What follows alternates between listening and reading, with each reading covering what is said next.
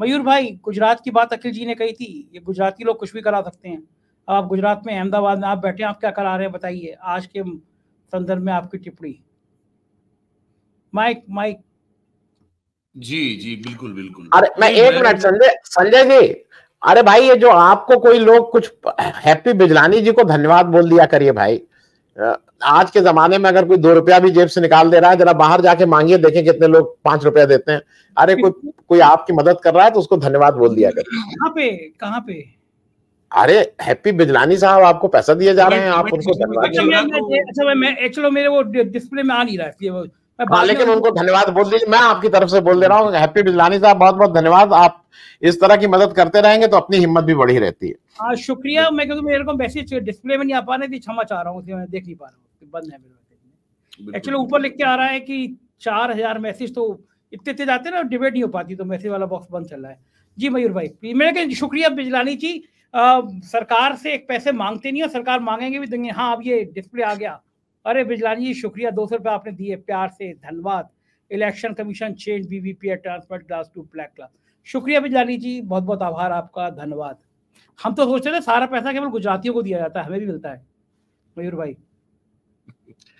हाँ, हमारे यहाँ तो वैसे बहुत सारे गृह उद्योग खुले हुए हैं। मैं अभी आप चर्चा शुरू होने से पहले बता रहा था दर्शकों को, उस पर कार्यक्रम तो कल देखने को मिलेगा 4 PM गुजरात पे। फिर खैर थोड़ा बता दूं अभी कि हमारे यहाँ फर्जी सरकारी कचहरियां बनती है, 18-18 करोड़ की ग्रांट ली जाती है, 6-6 साल चलती है, किसी को पता नहीं चलता है। फिर बाद में गुजरात में जी, अरे हो ही नहीं सकता। गुजरात मॉडल पूरे देश में चल रहा है, वहाँ फर्जी कैसे हो जाएगा कुछ भी? नहीं तो वही तो मॉडल है, और क्या तो अब एक और चीज है, मैं बता दूं, अभी 6-8 घंटे हो जाएंगे अभी, एक फर्जी टोल प्लाजा पकड़ा गया है वाकानेर, जो मैं जहां मेरा ब्रोडअप हुआ है उससे आगे वाला जो राजकोट चोटीला वाला जो है इलाका पूरा, वहां पे एक फर्जी टोल प्लाजा पकड़ा गया, 1.5 साल से चल रहा था और करोड़ों रुपए वहां जो है उसमें कमाए गए हैं। एक बार बताइए मयूर भाई, बताइए, बुरा मत मानिएगा, आप गुजरात से आते हैं, गुजरातियों के लिए मेरे मन में बहुत सम्मान है, मैं कोई खराब बात नहीं कह रहा, लेकिन ये दिमाग कहाँ से आता है? एक कश्मीर में चला जाता है, वहां पे वो एसपीजी की सिक्योरिटी ले लेता है, और कश्मीर में जाके वो फर्जी वो प्राइम मिनिस्टर का ओएसडी बन जाता है, हमें विजिट करता रहता है। एक आप बता रहे फर्जी टोल 1.5 साल से चल रहा था, फर्जी कचहरी बन गई। ये गुजरात मॉडल पूरे देश में जो लिया गया है, आज पता मुझे कोई बता रहा था उत्तर प्रदेश के जितने बड़े ठेके हुए हैं, जितने बड़े ठेके मध्य प्रदेश के हुए, सब गुजराती लोगों ने। आप क्या हिंदुस्तान में कोई और राज्य छोड़ेंगे या नहीं छोड़ेंगे आप लोग, गुजराती लोग? नहीं सर, हमने विदेश को नहीं छोड़ा, अलग अलग देशों को नहीं छोड़ा, तो देश क्या चीज है? हम लोग, अब हमारे कारनामे हैं बहुत सारे, और अच्छे बुरे दोनों तरह के हैं, अच्छे भी बहुत काम किए हम लोगों ने। अब समय और काल का प्रभाव पड़ता है ना संजय भाई, जैसा काल वैसे। फिर देखिए, हमारे में काबिलियत तो बहुत है, वो तो उसमें तो कोई दो राय नहीं, और ये कटाक्ष में नहीं कहता मैं, ये मैं बिल्कुल मान के चलता हूँ। हम लोग कुछ अलग लोग हैं, अगर सही दिमाग चला तो अद्भुत काम कर लेंगे, अगर वही उल्टा चला तो फिर वो सबका बेड़ा गर्क कर देंगे। ये दोनों करने की क्षमता हम में है, ये मैं मान के चलता हूँ। इस समय देश कौन से दिमाग से चला रहे हैं? ये हमने, अब आप सब जानते हैं, नरेंद्र भाई चला रहे हैं। कौन से वाले दिमाग से चला रहे हैं? सही वाले से, गलत वाले? चुनाव जो करा रहे हैं, तो ये उल्टे वाले दिमाग वाला, उल्टा वाला। मेरी समझिए कि उल्टा वाला जो है वो क्षमता काबिलियत, देखिए उनकी क्षमता काबिलियत को मैं कभी चैलेंज नहीं करता हूं, मैं कभी किए, तरीका जो है ये सही है या गलत है उस पर मेरी आपत्तियां रही है, आज भी है।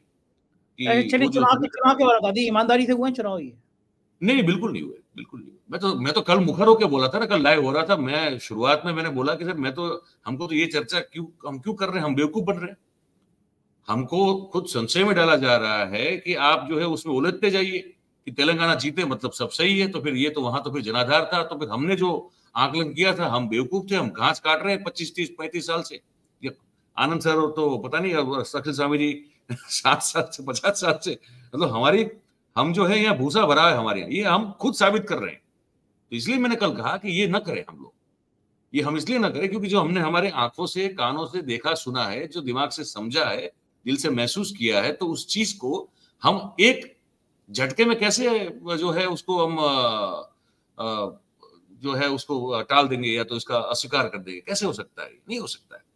और दूसरी बात की जिक्र हो रहा था, शायद संजीव भाई ने कभी बोला कि जीवीएल नरसिम्हा राव जी, बिल्कुल अब देखिए वो बड़ी, मैं तो, आप जानते हैं संजय भाई, शायद अपने और हमारे जो मित्र हैं, वरिष्ठ लोग हैं, जानते नहीं, 2022 गुजरात चुनाव के पहले भी श्याम पित्रोदा साहब का हमने ज्वाइंट इंटरव्यू किया था, आपको पता था, मैंने पूछा था सबसे पहला सवाल। उसके बाद उसके दिन, वोटिंग के दिन, परिणाम के दिन, और उसके बाद मैंने लगातार कुल मिला के 8 एपिसोड किए हैं ईवीएम और वीवीपैट कैसे गलत कर सकता है, उस चीज को लेकर। हमारे वो पड़ी होगी, वो लिंक, पूरी वीडियोस पड़े होंगे, कोई भी दर्शक चाहे जाके देख सकते हैं, सिद्ध होता है। मैंने उस व्यक्ति का, उस सज्जन का भी इंटरव्यू किया था जिसने 2003 में जाके पहली बार सुप्रीम कोर्ट में जो है इसको चैलेंज किया था। 2009-10 तक वो मामला चला था, वो पूरी कहानी है, वो भी वो सुन सकते हैं। जीवीएल नरसिम्हा राव का जिक्र हुआ, अच्छी बात हुई, ये हुआ। जीवीएल नरसिम्हा राव ने किताब लिखी है 2010 में, मेरे ख्याल से मई महीने में ये किताब शायद आई थी, जिस किताब का नाम है democracy at risk. GVL Narasimha Rao कौन साहब थे उस समय? उस समय वो बड़े प्रखर प्रवक्ता हुआ करते थे भारतीय जनता पार्टी के। आज वो ऑलमोस्ट हाशिए में धकेल दिए गए हैं।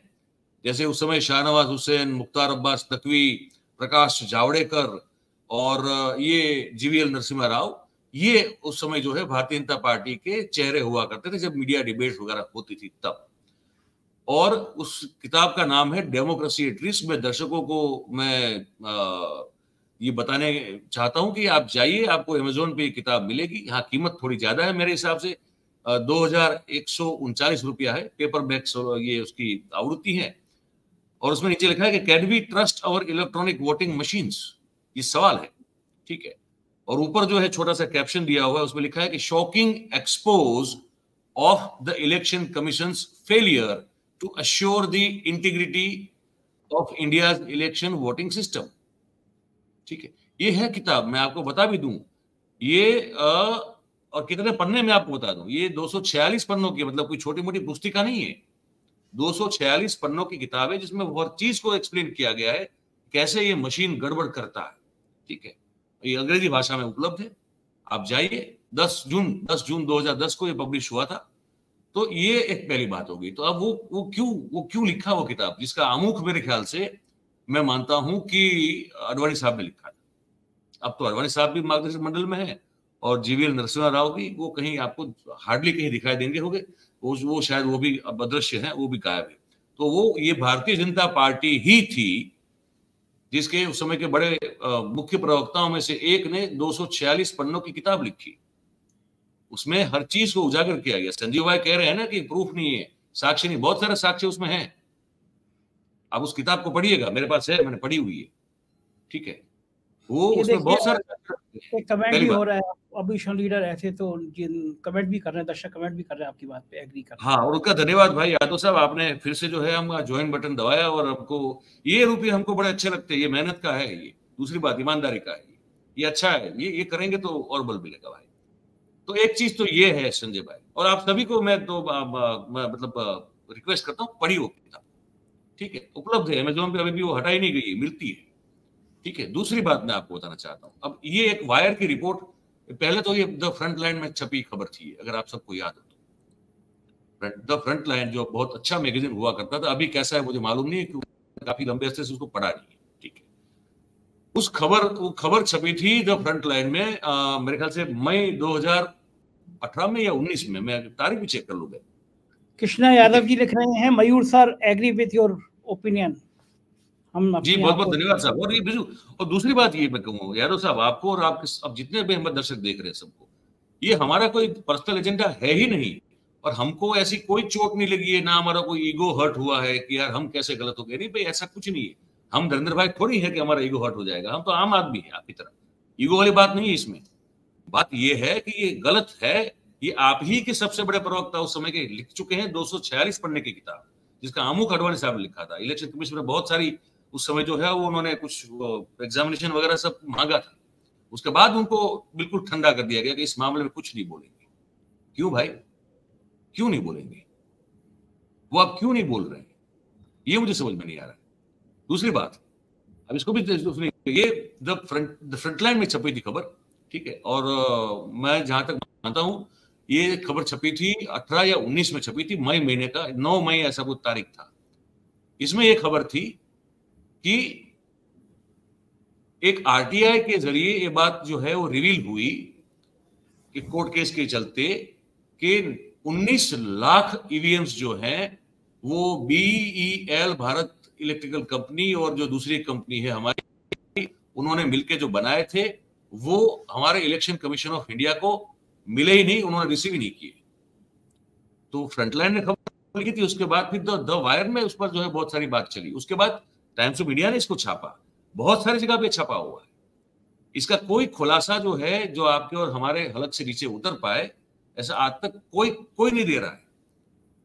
तो मैं उन सभी विद्वानों को दो हाथ जोड़ के, और ये बात हम करेंगे तो हम मूर्ख नहीं लगेंगे, आप यकीन मानिए, हम पर मूर्ख का कोई ठप्पा नहीं लगने वाला है कि हम कैसी ऐसी बात कर रहे हैं। बाकी सब बातें बिल्कुल मेरे लिए बेमानी है, इस परिणाम के बाद तो बिल्कुल बेमानी है कि कांग्रेस ने क्या गलती, वो जो गलती की हो वो अलग है, लेकिन ये सबसे पहले ठीक करें। ये नहीं आप तो बाकी सब जो है वो बिल्कुल वो कोई काम की बातें नहीं है, बेकार बातें।